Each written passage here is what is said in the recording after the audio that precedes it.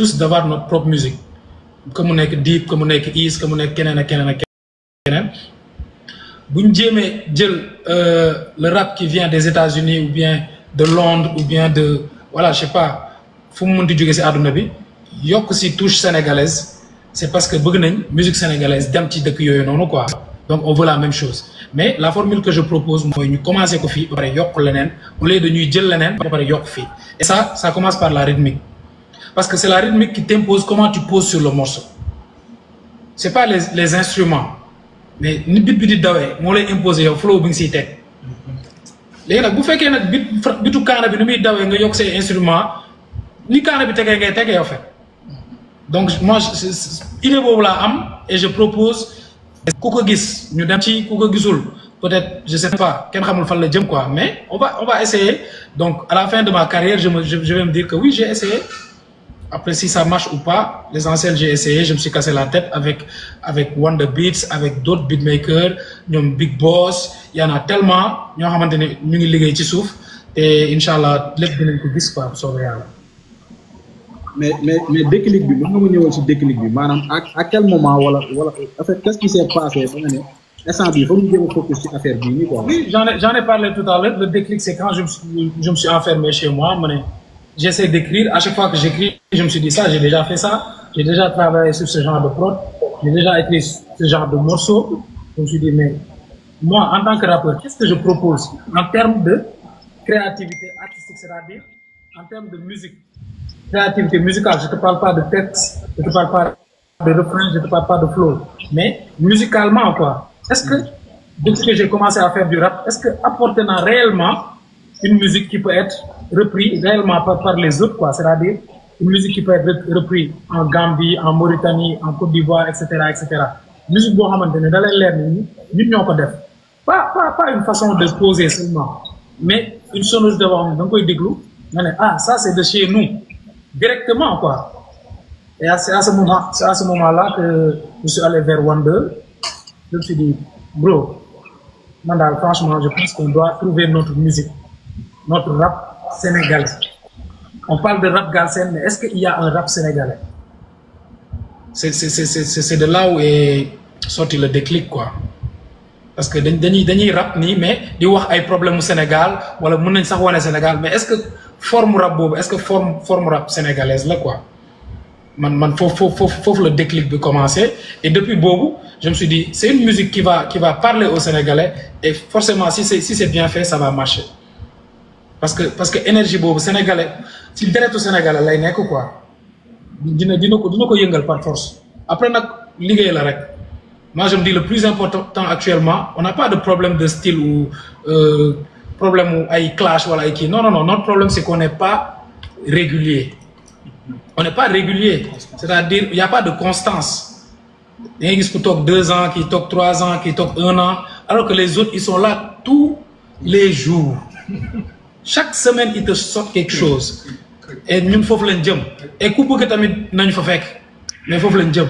Mais foofu laa doon waaj a ñëw sax parce que sa fan. Y a pas de débat. Sa fan si ñoom suba ba tey. nee nañu boobu moom la ñuy tëjee sax nee na. ndax tu es là pour rester parce que y a un long silence. Je serai là ba ñu ne ma saa yi doy na. Je serai là jusqu'à ce qu'on me dise non arrête. Ouais, album bi ba mu génnee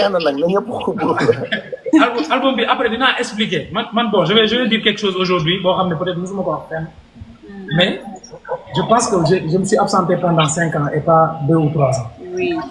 Même si j'ai sorti un album entre temps, mais le vrai Dip s'est absenté pendant 5 ans. C'est vrai. Ouais, je pense que comprendre bien tout ouais. Wow, donc c'est ça, hein? On a fait le tour Dip.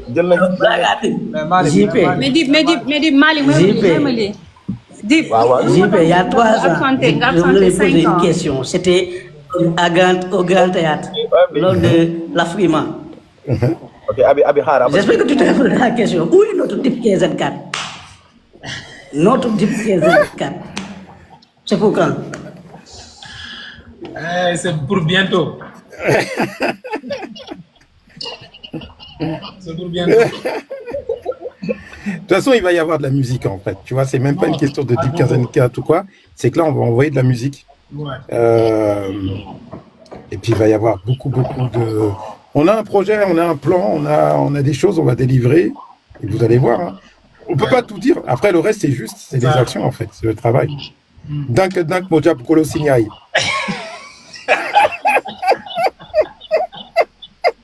Ça te va comme réponse? Je te le dis en Wolof. Voilà, je te fais plaisir. Non, après, il faudra traduire pour Elvis, hein?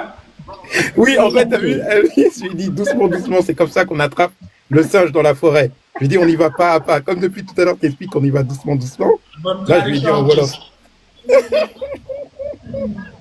Mais Abi, mën nga dugal sa question. Abi, man du man de en fait gars yi équipe Dip ñoo may teg pression. waaw bi ngay wax léegi toog na 5 ans génnewul parce que entre temps génne na album mais toppul sax promo bi. mais Dip boo defee comeback on sent que da nga garder même aura bi facilement ngay reprendre sa place mais lan mooy genre lan ngay def bay reprendre sa place à chaque fois nga absenté aussi longtemps malgré que gars yi ñu ngi fii gars yi ñu ngi def carrière wala artistes yi ñoo liggéeyul je sais pas lan nan la demee noonu tu reprends facilement ta place en vrai. Ah bon. Gars yi liggéeyul wala. Je coupe mon micro. Je coupe mon micro. C'est pas par rapport aux sorties wala ay promo. C'est par rapport à l'énergie. Ok. Genre énergie ou vrai Dip. L'album LFLF c'était qui expliquait mon absence. C'était une transition en fait. J'ai pas eu envie de faire la promo en vrai parce que j'avais tout expliqué dans l'album. Après, le but c'était pas tout le temps nek di nan gars oui, quand il y a des problèmes pour se relever, nanana. Le but c'est de montrer aux gens que quand tu tombes, tu peux te relever. Tu montres ça, tu le dis pas.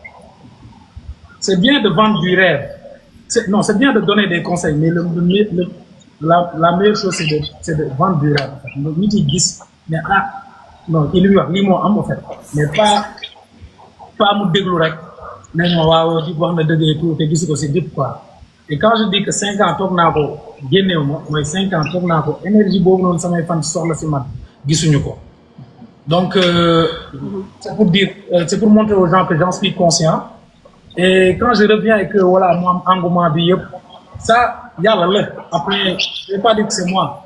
Oui, j'ai une fanbase vraiment une très grande fanbase boo xamante ni aw ma seen fay quoi franchement xaw ma nan laa ko exprimer loolu parce que da ngay sentir ni ñuy bëggee artiste bi quoi et loolu énergie boobu la parce que énergie boobu mooy dem si ñoom du ay dàq bind wala dàq rap wala dàq non c'est parce que je parle de ay affaire yoo xam ne ñoom dañ koy dund mais de façon boo xamante ni dañuy xam ni kii lii may dund nii noonu la koy waxee après nag am na yeneen facteurs yoo xamante ni man maîtriser wu ma ko c'est la volonté de Dieu, mais on va tout exploiter en tout cas. Parce que yalla bu la mayé talent, tu as tort de ne pas l'exploiter en fait.